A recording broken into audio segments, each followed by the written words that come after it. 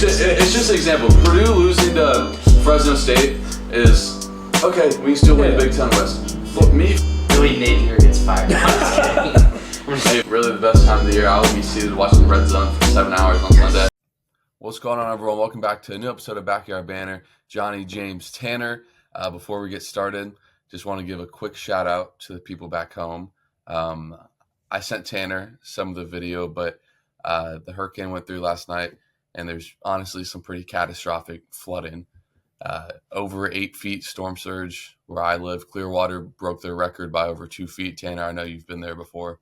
All just completely underwater. So, it's hard to talk about sports when all that's going on, but sports is the escape from all that. But my parents are okay. Our doc is gone, but my parents are okay. And, everything's good there. But enough with the sad stuff. Let's get into for sure. Yeah, love the fan back home. But let's get into, honestly, a fairly loaded slate of college football, starting with, you can't even say it's the game of the year because Georgia goes to Texas later in the year, and that's a 1-2, and Bama goes to Tennessee later in the year, but that's just how the SEC rolls. But one of the games of the year, definitely a helmet game. So, Tanner, we'll go to you first. Georgia at Bama, college game tape, primetime game. Who wins and why? Yeah, I'm going to rock with Bama at home. Carson Beck's the better quarterback. Georgia has a better defense probably, but, the Tide at home, place is going to be nuts. Game day's there. I could already hear Dixieland Delight playing. Like, Jalen Milroe needs to have a really good game for the sake of his draft stock. Biggest game of his career, potentially. Could be bigger than last year's playoff game. Jalen Milroe, if you want to go play in the league, if you want to make a name for yourself as a quarterback of the Alabama Crimson Tide, you go beat Georgia at home. You don't lose this game at home. Is it Coach DeBoer? That's how you say his name, correct? Yeah. Huge game for him. Really the first big one he's had at Bama. Time to set the tone and let your fan base know that Nick Saban's gone, but I'm here. I'm still a dude that can coach a football team at Bama. Really excited for this one. Been looking forward to this for a couple weeks now. I think Bama gets the job done. I think Bama has so much to prove. The head coach, the quarterback, just so many guys that have something to prove. Georgia's been in a lot of trouble off the field. They haven't really looked up to par recently on the field. I'm gonna take Bama at home. I still like Georgia long term. I still think Georgia's gonna be probably winning the SEC, maybe Texas, but I'm gonna rock with Bama at home. How about you guys? Yeah, I was literally sitting there this morning, like looking through the slate, like, all right, this game's obviously going to be the one we talk about the most, and I didn't know where to go until I just started like thinking about this game being in Tuscaloosa. I just think we talk about it week after week, like those games I don't know, maybe I hand it to the home team, but I'm not only going to pick Bama because they're at home, but I think I'm going to pick Bama because I'm not impressed with this Georgia team yet. Like Tanner said, I think this is a very good football team. Don't get me wrong. That's why this game is so exciting because it is two powerhouses. It's two, in the last 10 years, the best teams in college football. It's an incredible matchup. I will say for Bama to come out on top, I really think they need to get Jam Miller back going. Georgia's secondary is very good. They're allowing the fewest yards. Granted, they're not playing anybody, but they're averaging like 97. Like opponents are averaging like 97 yards through the air. So I think Jam Miller really needs to get going for Bama, and I think he will. So I'm excited for that. I think Jalen Milroe has an ability to take over the game once again with his legs on Saturday tomorrow. Rushed pretty well against Wisconsin, but obviously Wisconsin's not Georgia, so we'll see.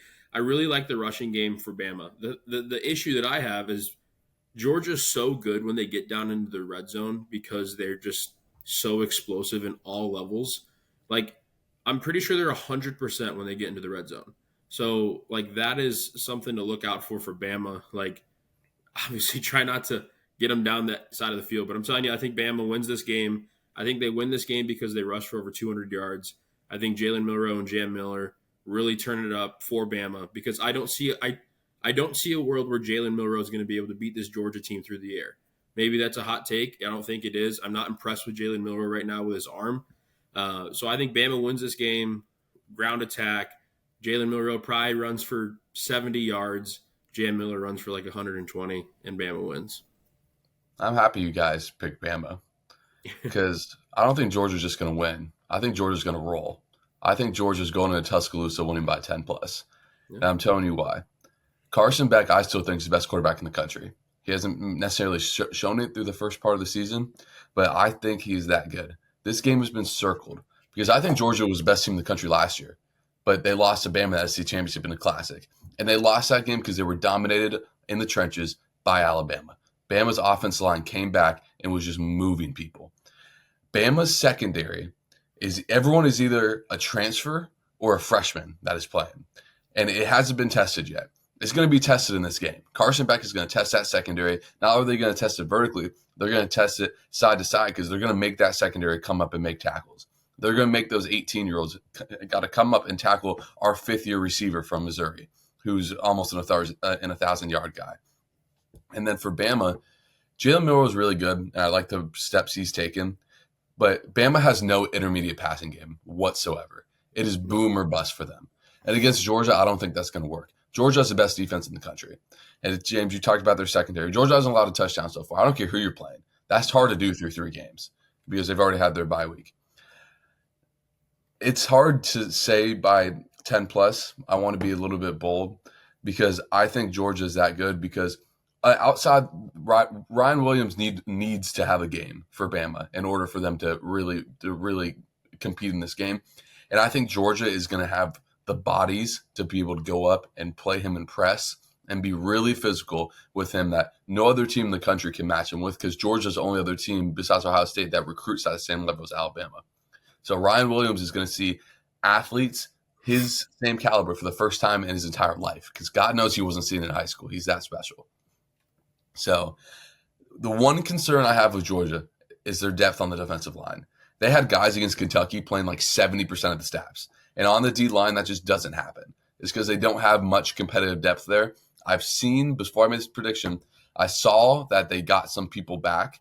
So that kind of reaffirms my belief. But I think Georgia goes into Tuscaloosa, wins by 10 plus, and I think Carson Beck goes, 250 plus, 2 touchdowns. And, as much as it pains me, I think Travis Etienne probably gets going a little bit, 70 yards, a touchdown or 2.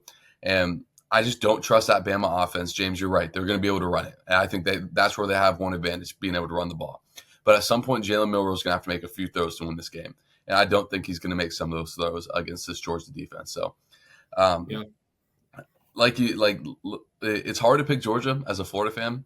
But I got Georgia, and I got Georgia big because even though I didn't in my preseason, you guys remember, I didn't even pick Georgia to go to the SEC championship because I thought their schedule was too hard. But there's just something in me. It's a gut pick that Georgia's going to roll. But I like that because I think if Bama doesn't have a rushing game, they're not gonna be able to beat Georgia in the air. Like that's what I mean. So I'm solely picking Bama because I think they're gonna have some success rushing. But I don't think you're crazy for saying I'm going to take Georgia to win by 10 because in the last 5 years they're the best team in the country. So I'm so excited to watch that game. We're probably going to be watching the game together. So let's do it. I think that for Bama, Jalen Milroe is going to be able to hit on 1 or 2 of those deep balls. I don't think he's going to come out and just air it out and throw the ball around the yard all day.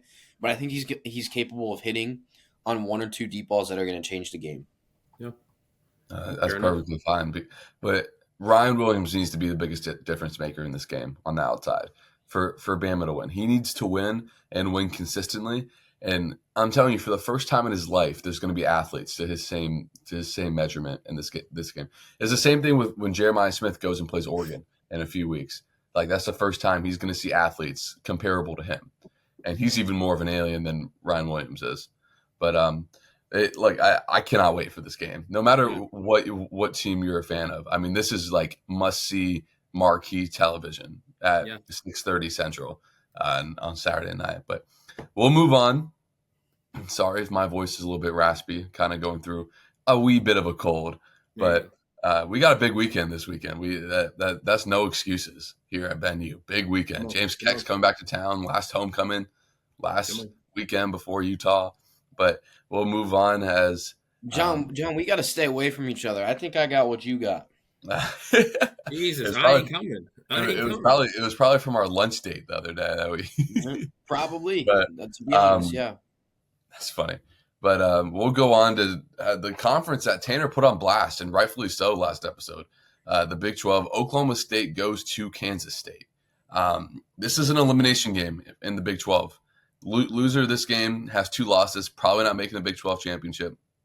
And look, I'm going to go first, and I'm going to be really simple here. Kansas State outgained BYU by almost 100 yards, and they lost by over 20 points. That just doesn't happen that much because they turn the ball over so much. I think Kansas State is going to roll in Manhattan. I think Oklahoma State is atrocious.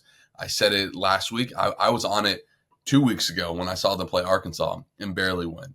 The offense line gets no push. Ollie Gordon looks like he'd lost a step, maybe even 2. And I think Avery Johnson at home is going to be much more comfortable. He's going to be running the ball. I think he runs it 12-plus times. And I think Kansas State comes out, and I think they win. They definitely cover the 4.5, by the way, if you want free money. Definitely cover the 4.5. And then, I got them winning. I think they win by 2 touchdowns. There we go. Yeah, I told myself several weeks ago I was never going to pick Avery Johnson to win a football game again. I thought they had a chance to beat Arizona, or I thought Arizona had a chance to beat them, but, whatever. Yeah. That didn't work out. The next thing you know, they go get dubbed by BYU, and I'm like, what is going on here? Avery Johnson to me is very talented. Don't get me wrong. I think he is an exciting player to watch. You say he's going to run the ball 12 times. He's going to run the ball 18 times at least. He is very good with his legs. But I'm going to pick the Cowboys again. One, because I don't like Avery Johnson. 2, Alan Bowman is too old to be bad again. So, grow up. It's crazy to say I'm telling a guy who's 3 years old. 27 years old. I mean, you should already be freaking grown. Go grow up. And then Ollie Gordon, you're right. He did look slow against Utah. But I think Ollie Gordon gets going again. And again, I'm just not bought in on that K-State team. I think they're 2 teams that, honestly, I'm not going to watch this game. One, because there's other things going on campus. But if this game was on at 11, I'd probably turn on another game because this Big 12 matchup to me just hurts. I don't care. I really do not care. 2 teams go in the wrong direction. I'll tell you that. I don't care who wins this game, but if I had to pick one, I'm going to take the grown man taking on the guy that runs around. So I like Alan Bowman over Avery Johnson. So yeah, I think I'm going to take Oklahoma State here. For whatever reason, I think they're due for a bounce back. I think getting punched in the mouth, quite frankly, by Utah, that's a good way to put it. I think that's a wake-up call for them. Ollie Gordon needs to be better. I think he's going to be better. The O-line needs to be better. I think it's going to be better. Oklahoma State does this every year. They'll be preseason ranked. They'll struggle, but they'll win. And then they'll play someone and get absolutely waxed, but it doesn't look that bad in the score. And then they turn it around, and they have a late-season choke in week 11. So this is the point where they turn it around. They figure it out. They look like a team that belongs until they eventually choke later in the year. But I think Oklahoma State probably, at least in this matchup, I think they're going to be able to establish the run finally. Kansas State doesn't have this daunting D-line, this daunting defense. Kansas State is made because their offense, because Avery Johnson is a stud, because they have a good offensive coordinator, because they have weapons to throw the ball to. I think Oklahoma State's defense is fine. I think Oklahoma State's going to be able to contain Avery Johnson and the K-State offense. I really like the Cowboys here, even though it's on the road. Big bounce back. I think Ollie Gordon finally goes off. I think this is the week where he finally goes off. Too late for the Heisman, but enough to at least be like, hey, I'm still a dude. I'm still a guy here. And, I'm thinking 100-plus yards, couple tuds out of Ollie Gordon. Oklahoma State bounces back. Cowboys kind of get themselves back in that Big 12 race. That's kind of my prediction for this game. Hopefully. We could be setting up Johnny to look like a genius here. So yeah, that would be something. I mean, it's a tough bounce back game. I mean, you play your worst game of the year. I mean, you would like to go play like, I don't even know, SMU or something, but Yeah. they're not even in the same conference. Conference No. realignment sucks. Yeah. But I mean, it's a tough place to go to Manhattan for a bounce back. It'll be tough. But James, Irish got a big one. Louisville comes to town. You said in the preseason, there's only a few games that Notre Dame can show out against like a ranked team. This is, now that Florida State sucks, this is like one of the last two that they really have the opportunity to go show out on. So, James, I'll let you go first. Who's going to win and why? Yeah, obviously I'm going to pick the Irish here. They're I playing say Louisville, by the way. I forgot to mention that. Louisville goes to South Med. I'm picking the Irish here, not off of like I feel super confident in that pick. I take that because of the matchup that I think we're going to have against Louisville. Louisville hasn't yet been able to run the ball very efficiently, and granted, they literally haven't played anybody, but they haven't been able to run the ball that efficiently. And I think if you're going to beat Notre Dame, I told Tanner, I said, if Purdue's going to beat Notre Dame, they might have a quarterback who wants to air it out, but they're going to have to be able to get the run game going. I don't see that happening for Louisville. I think Tyler Shell, or however you say his last name, he's, again, one of those 6-year quarterbacks transferred in from Texas Tech. He's been okay. He's been okay for Louisville, but I just think he's not going to be able to air it out against this Notre Dame secondary like he has in the last 3 games. Obviously, when you play those 3 non-con games, it's like whatever. But this Notre Dame secondary is legit. I mean, it is one of the best in the country. They have studs all over the place. I think the defensive line started to get home, last week and whatnot. Granted, they're played a MAC school, so great job. Way to take care of business. As you should have a few weeks prior. But anyway, my concern with Notre Dame still has always been Riley Leonard and his ability to throw the football. Like, don't get me wrong, it's amazing when you look at the box score and Riley Leonard had 140 rushing yards with 2 tuds. But it's like, if we want to win, okay, you can say this because you're Notre Dame. If you want to compete for a national championship, you need to have a quarterback that can spin it. Like, that's just the truth. Like, that's why I told you that Jalen Milroe would not beat Georgia in the air because he's not good enough. Riley Leonard, I tell you what, if Notre Dame rolls the table and they go 11-1 and they make it into the playoff, if they're matched up with one of those top dogs, they're going to get pounced because we don't have a quarterback that can throw the ball. Steve Angeli is the future for Notre Dame for next year. I told Tanner at the Purdue game I thought he was going to come into the second half because I thought Riley Leonard was going to suck. But again, we need to – this is a game where I need Marcus Freeman to just go out there and say, all right, Riley, go spin it. Let's see what you got. You are more than capable to throw the football. Like, Notre Dame gets slack all the time because, yeah, they don't have, like, stud wide receivers, but they have plenty of talent. They have plenty of talent on the outside. Like Jaden Thomas, Bo Collins, those guys are like NFL guys. Like, they're not, like, top round guys, but they're guys that could be, like, role NFL players one day.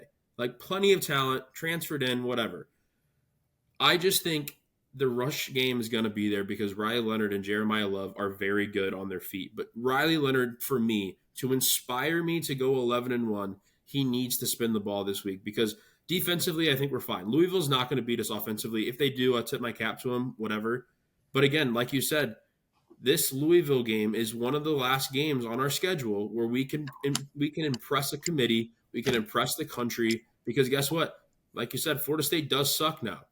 It's still a tough game, right? It's still a tough game because they have plenty of talent, but it's not the game you circled anymore. So now you take that circle off Florida State, you put it on Louisville, you keep the one on USC, and you say, if you go beat Louisville by 20, you start getting those eyes again, right? Maybe some teams will forget about the NIU. I will never, but whatever. So Riley Leonard needs to spin it. Marcus Freeman needs to understand that if Notre Dame wants to be competitive for the rest of the season, we need a quarterback that can throw the football. So I really hope that's what happens. I'm interested to see what you guys think. I think it's a good game. I'll be excited to watch it. But yeah, I got Notre Dame, and I like the spread of 7. I think you need to be more concerned with Louisville's offensive ability here.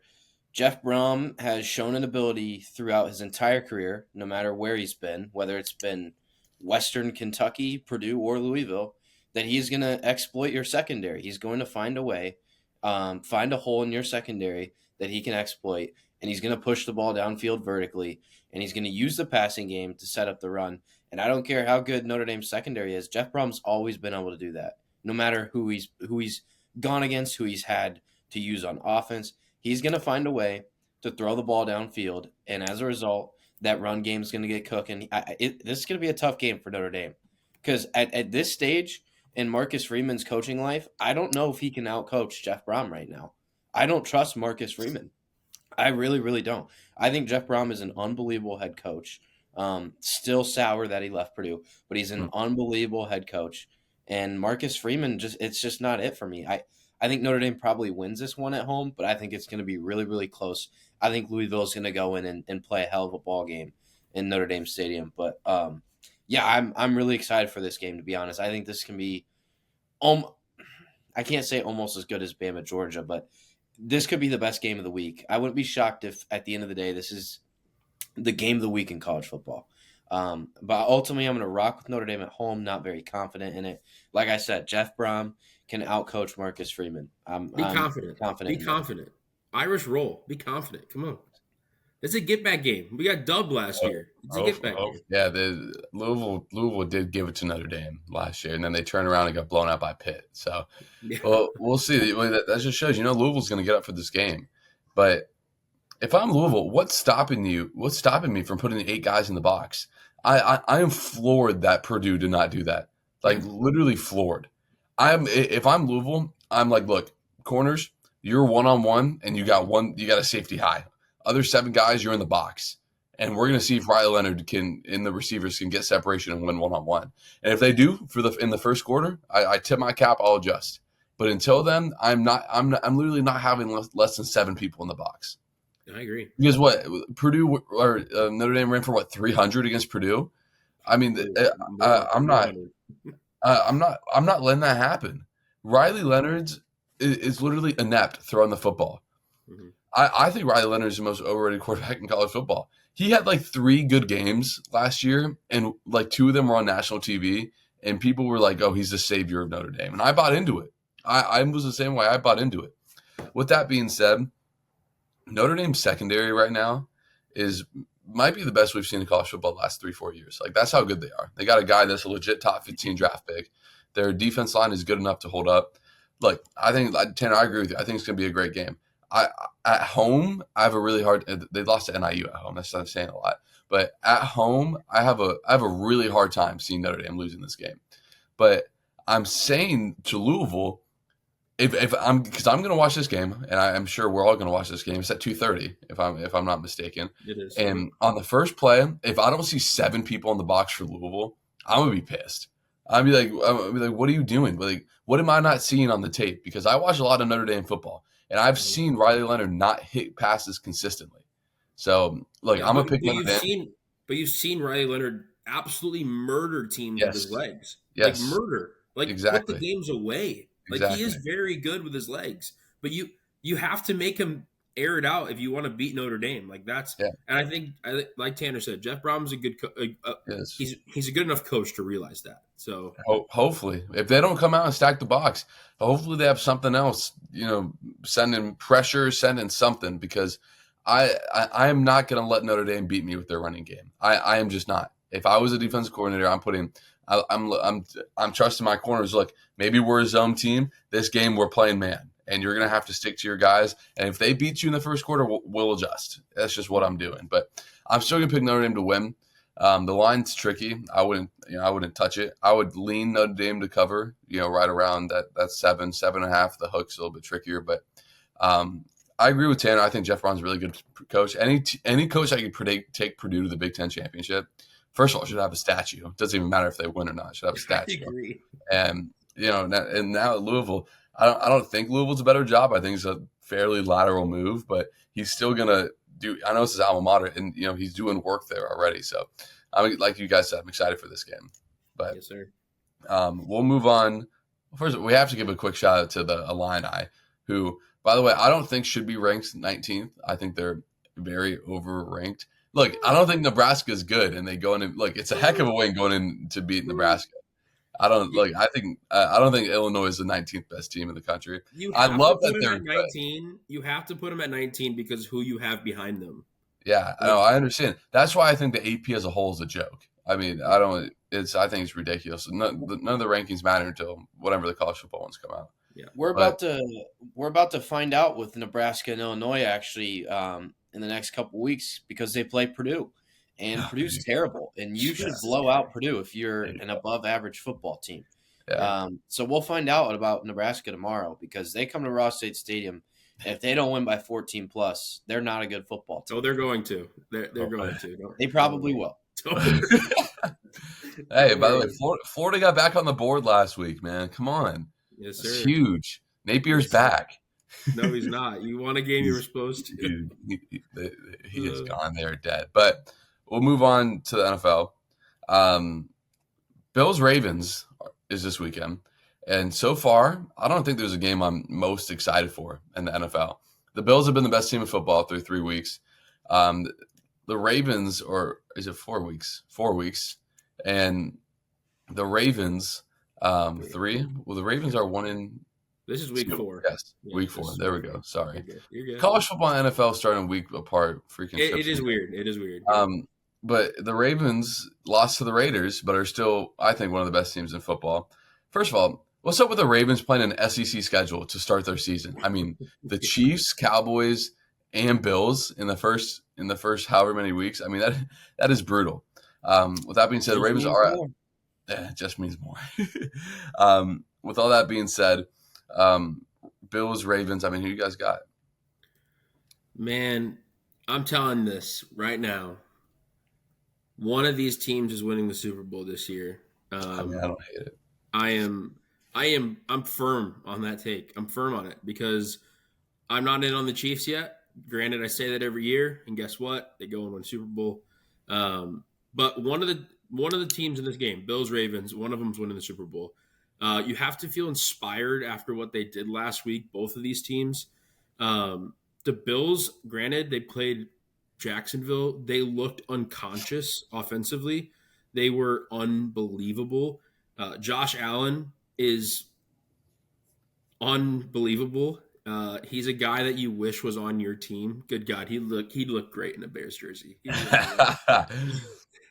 He's a guy that you wish, but both of these guys, right? Like Lamar is also MVP caliber. Like he's an incredible quarterback. So I'm actually going to lean Buffalo here, believe it or not.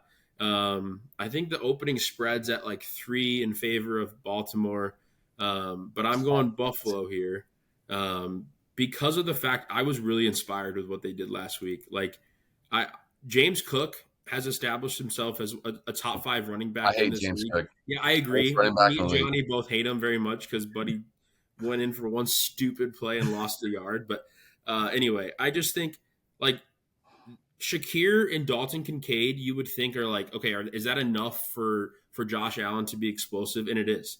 Like Shakir is unreal. Like he is very, very good for Baltimore or for Buffalo. So I really like the Bills here. I love Josh Allen. I love watching him play. Hey, LeBron likes watching him play.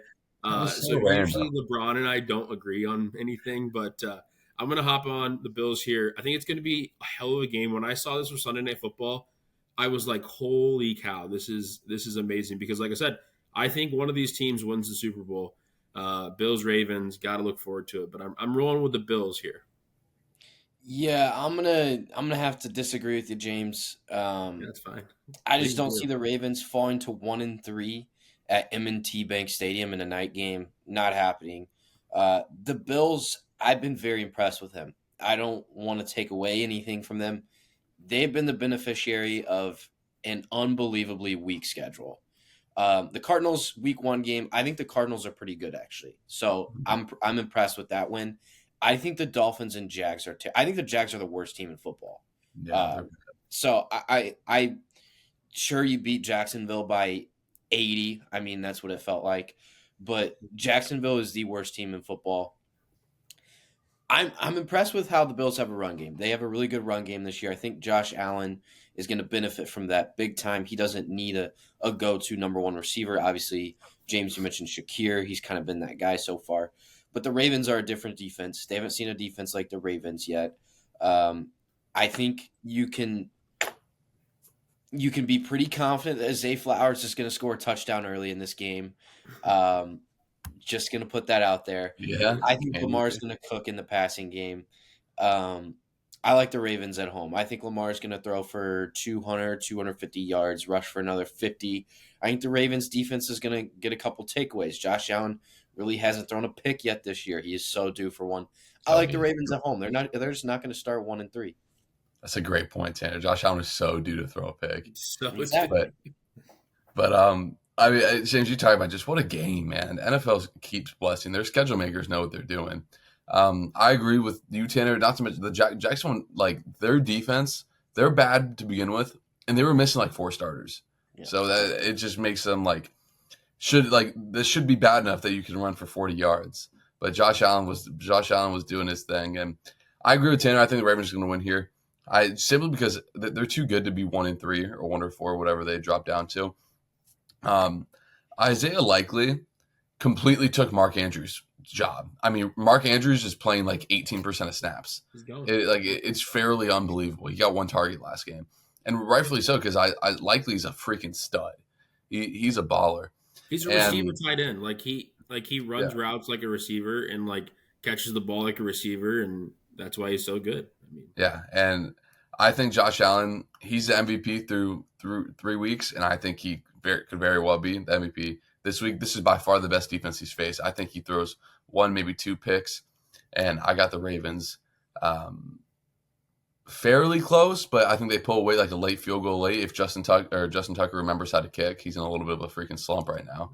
But yeah, I'll take Ravens by a touchdown. Ravens by 6 or 7, but I will say I should change my pick. I should pick the Ravens because if I see one of these teams in the Super Bowl, I can't really see a Ravens team going to 1-3, and then I mean they are plenty good if they go 1-3 to still make the playoffs and to make a push. But yeah, I don't like that because if I'm you, James, this is what I'm saying. I'm saying it's September, and we play through January. You know how much season's left? You know how much football is left? You're right, man. Buffalo rolls. Buffalo. Yeah. Rolls. Hell yeah. Georgia by 2 touchdowns, James. Just let it out. No, Bama for sure. Sticking with Bama. We'll move. Are the Bears winning this week, guys? What are we doing? No, they're gonna get out coached, like Tanner said last episode. Here's the thing. Bears play the Rams. And they're favored by 3. Yeah. Like, here's the thing. What the hell is going on? I'm going to be at the game. Vegas probably knows that based off the spread because the Bears have an unbelievable record when I'm in attendance, lifetime, historically. Get this man season tickets. The Bears probably, like, I would say like 50% of their wins over the last 4 seasons have been with me in attendance, simply because they haven't won many games. In the games I've gone to, they've just happened to win. That gets me fired up. So you got to feel great about the Bears this Sunday. But no, I'm very nervous. I think Sean McVay can outcoach Matt Eberflus 7 days a week, 52 weeks of the year. There's just nothing Matt Eberflus can do to be a better head coach than Sean McVay. The only thing that like kind of has me excited is the fact that Keenan Allen's back. This offense is going to be fully healthy. I think that's huge. I think Caleb started to figure it out towards the end of last week. Rashawn Johnson is supposed to start at running back. Yes, Thank sir. God. Thank God. DeAndre Swift. Come on. Where's contract? You gave him $24 million. Hey, it's fine. I don't want to hear about the contract. I Eat just it. want to see In good the NFL, running back nobody play. cares. That's some expensive depth. I'll tell you that. So are the Bears winning? God, Yes. no. Yes. I think the Bears win. Because the Rams, their entire team is like decimated. Their top 2 receivers are out. They somehow beat the Niners. They used black magic to win that game. Their luck is running out. Come on. You don't need Josh Allen. You got freaking Caleb Williams. He's next. Give me the Bears. Here's the thing. I'm obviously gonna pick the Bears. I mean, come on, like let's not be silly here. I'm gonna pick the Bears to win every game this year. It doesn't matter. Well, Tanner had him in the Super Bowl, so. But here's the thing, like Tanner, like we talk about incredibly due. You're incredibly due to let us down, and so that Rams at plus 135 is looking very intriguing. But you'll never see me bet or talk against the Bears because I said it in the episode earlier this week. Although they looked inept against the Colts because the Colts are one of the worst teams of the football, I think Caleb Williams kind of figured something out. I really do. And so I think the Bears are now realizing like it's an aggressive move in week 4 to say, Roshan, you're RB1. That's a big move because a lot of the, especially in Chicago, we see a lot of our teams just say, well, we paid a guy, we have to keep him starting. Like, oh, we paid him, he has to play every play. So like I'm very happy that the Bears said, yeah, Roshan, you're better right now. You're going to be RB1. And maybe that opens some things up for Swift. Maybe that's a good thing. Maybe they, just because he's RB1 doesn't mean they don't split carries, but it's like maybe that opens some things up maybe for Swift. I don't know. Maybe it gives him another step, boost of energy. But yeah, I'm really excited for this game because I think as a Bears fan, you obviously have to favor the schedule because we sucked the last few years. And this is another game, but it's like, how the hell did the Rams beat the 49ers last week? It still just blows my mind, and it's because they are incredibly coached. So concerned about that. Matt Eberflus, he's a handsome guy on the sideline. That's all he's got going for him. So he needs to cook something up this week. Obviously, I'm going to pick the Bears, but again, excited to watch another game of the Bears and Caleb Williams, watching him grow. So I think this game is gonna be known down the line as the Roshan Johnson game. I think this is the game that not only does he get his first career start, but he takes off. I think Roshan Johnson is the perfect running back for this offense because he's so good at protecting the quarterback in passing situations. He can go out of the backfield and catch a pass. He's going to run through someone. He's not someone who's going to come out and try to find a hole and juke someone. He is going to hit a hole hard, and he is going to run through someone. Like Marshawn Lynch said, run through someone's face. I think that's what he's going to do. I think Bears fans are going to love Roshan Johnson. I think this is the game he takes over the starting role and is our starting running back for the next couple of years. I think DeAndre Swift, I'd agree with you, Johnny. That contract looks terrible right now. It looks awful. Yeah, well, hopefully there's some freaking holes to run through because the Bears' O-line is putrid. There's no holes to run through. That's why he's the guy for the offense. Zero holes. Just run through he will jump run over them. Get on Darnold's back and just go. Just go. Don't worry, guys, because the Bucs are going to beat Philly and Tampa. Whatever's left of Tampa. Are they still playing that game in Tampa? That blows my mind. Floridians don't care. Are you kidding me? We'll take our paddleboards there. They moved the Braves game. Like, because people aren't Atlanta are weak as hell, bro. You're not even started.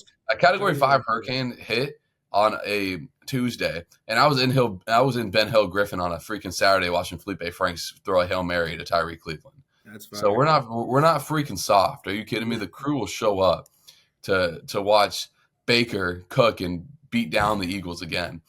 I mean, there'll probably be no cars because people are going to take their freaking paddle boards and their boat. Well, if their boats are still there, there are boats in the middle of the streets in Treasure Island and blown off the dock. Somehow our boats survived. Don't know how. Shout out Frank Shields freaking tying them down. But guy knows how to tie a knot. I'll tell you what, James. I gotta show you a video. I showed Tanner. There's literally waves in the backyard. I believe it. It looks bad. You couldn't even see the pool. I'm like, where's the pool? Yeah. Were there dolphins in your pool though? Because if there were, I'm sliding. Maybe. Big dolphin guy.